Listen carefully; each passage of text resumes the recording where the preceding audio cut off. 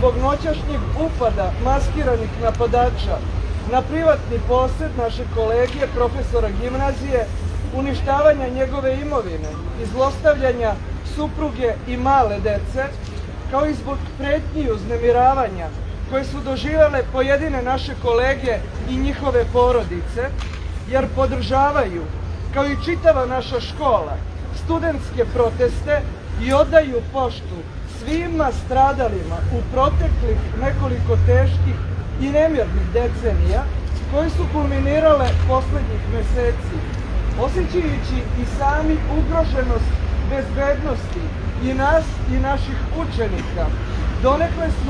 Doneli smo odluku da od ponedeljka 20. januara u potpunosti obustavimo nastavu.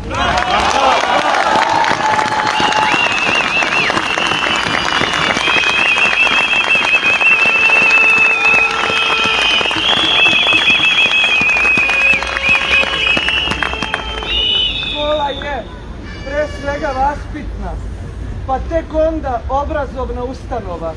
I naša je dužnost da svojim učenicima primerom pružimo pouku da budu ljudi i da promišljaju stvarnost u kojoj svi živimo, a da ne budu samo poslušnici i izvršioci naredbi onih koji našu stvarnost pretvaraju u mučan proces o kakvom je pisao još Kafka.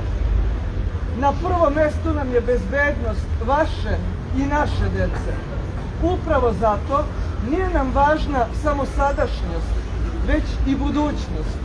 Ali, ako sad i dalje bude ovako kako jeste, budućnosti neće ni biti. Simbolično, uoči Krstovdana, 17. januara 2025. godine, Nastavničko veće gimnazije u Čačku. Bravo! Bravo, ljudi!